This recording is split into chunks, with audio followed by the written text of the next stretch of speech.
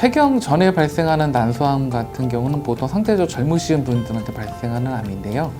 이런 경우는 보통 의심해야 될 게 이제 가족력. 저희가 이제 쉽게 얘기드리면은 가족성 유방암, 난소암 증후군이라는 용어를 씁니다. 이제 유방암 관련된 돌연변 유전자, 저희 브라카라고 하는데 그 유전자 변이가 있으신 분들 같은 경우가 40대 이후부터 발생할 수 있는 찬스가 있어서 그런 특성을 보이고 있고, 폐경 이후에 발생하신 분들은 아무래도 이제 노화 관련된 부분, 즉 저희 이제 P53이라는 유전자가 있는데 그 유전자에 돌연변이가 생기면서 발생하는 그런 암이기 때문에 나이가 많을수록 당연히 난소암일 수밖에 없고요. 두 그룹의 특성은 어떤 유전적인 배경이 있냐 아니면 노화냐 그 차이로 구분할 수 있겠습니다. 그 유전성, 가족성, 유방암, 난소암 증후군 환자분들 같은 경우가 상당히 빨리 자라고요. 보통 이제 그런 유전자 변형이 있는 경우라면 나팔관의 끝에 이형성 세포 등이 발생을 하고 그게 이제 난소 쪽으로 튀면서 동시에 이제 발생하는 경우가 있습니다. 이제 그런 경우 여성 생식기에 암이 발생하면서 동시에 복수를 타고 세포가 퍼지게 됩니다. 이런 분들 같은 경우 보통 한 달에서 석 달 정도 만에 뱃속에 가득 찬 그런 복막 파종이 발생할 수가 있지요. 그래서 이분들이 솔직히 이제 조기 검진 등등이 잘 안 되는 경우가 속도가 빨리 나타나는 그런 암이어서 좀 3, 4기 좀 진행된 병기에 발견되는 경우가 많고, 그래서 치료가 좀 어렵고 그런 경우가 많이 가고 있습니다. 그리고 검진 많이 하시는 분들도 암이 있습니다.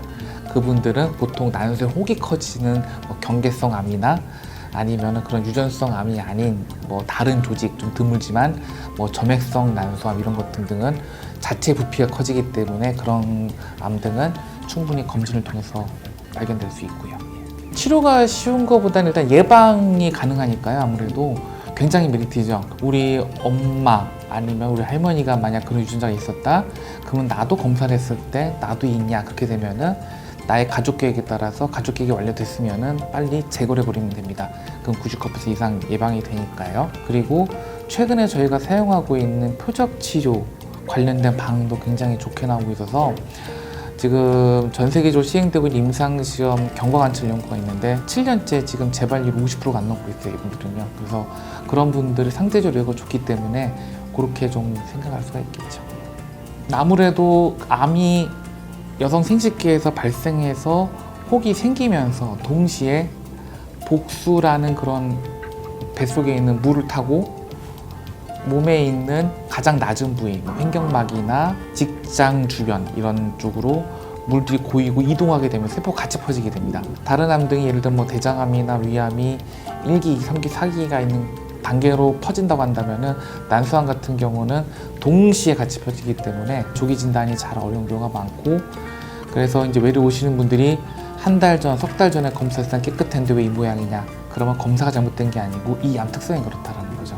첫 번째는 그렇게 빨리 자라는 암은 일단 유전성의 경우 많다고 얘기 드렸기 때문에 가족 관련된 검사 하시는 게 제일 확실하고 예방이 가능하니까요. 두 번째는 초음파나 이런 종양 표시자 검사 등등을 하시는 건 권고를 드립니다. 왜냐하면 꼭 그게 빨리 자라는 암만 암이 아니거든요. 그렇게 빨리 자라는 특정 암이 있는 반면에 그렇지 않은 암도 난소암들이 있기 때문에 그렇지 않은 비율을 발견할 수 있는 기회도 있다는 거고, 그래서 가족성인 거 잘 체크하시고 빨리 자라는 암이 아닌 거에 대해서 타겟을 해서 보는 게 중요하고, 열심히 하다 보면 진짜 우연치 걸린 경우도 있습니다. 빨리 자라는 암도. 유방암 관련 유전자 브라카 관련된 돌연변이가 뭐냐면은요, 이 유전자 결국에는 우리 몸에 있는 세포에 어떤 DNA 구조에 에러가 생겼을 때 이거를 복구한 유전자입니다. 근데 얘가 이제 에러가 난 거죠. 그 복구를 못 하는 거죠. 그런 경우가 이제 암성화가 되고 등등등등 하는 과정이라고 생각을 하시면 될 것 같아요. 근데 이게 우성 유전입니다. 열성 유전이 아니고, 그렇기 때문에 엄마가 있었다 그러면 확률적으로 자녀분들은 75% 이상은 가질 수밖에 없는 거죠. 그렇기 때문에 우리 어머니가 유방암이었다, 우리 어머니가 난소암이었다면 꼭 검사를 해보셔가지고 어머님이 특정 유전자가 있다 그럼 그것만 하시면 됩니다. 다 하실 필요 없고요. 그런 식으로 해서 스크리닝을 그렇게 쫙 하시는 게 초음파 100번 보는 것보다 훨씬 빠르다는 거죠. 2010년까지는 항암제 위주였습니다. 그래서 항암제의 조합을 어떤 조합이 제일 좋을 것인가, 한 개도 써보고 두 개도 써보고 세 개도 써보고, 그리고 이제 2010년부터 2015년 사이에가 이제 혈관 생성 인자 억제제 VEGF 이니비터라고 하는데요.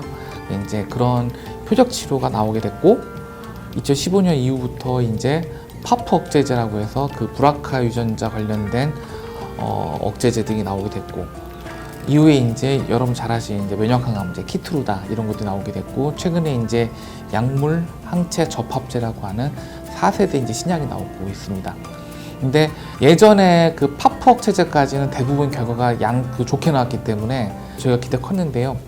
면역항암제가 처음으로 제가 기억하기로는 2015년인가 6년도에 처음으로 네거티브가 나왔어요. 그러면서 이제 최근에 나온 신약들 임상시험 해봐야 한다로 바뀌었고, 아무래도 그 비용과 독성과 등등 했을 때 치료 효과가 기대하는 것만큼 막 드라마틱하지는 않습니다. 하지만은 대부분 이걸 받으시는 분들이 많은 내성을 겪고 여러 번 재발하시는 분들이기 때문에 거기에 대한 효과가 있다라면은 거기에 대한 근거를 확보하고 임상에 빨리 도입을 해서 쓰는 게 우선인 건 맞는 것 같고요.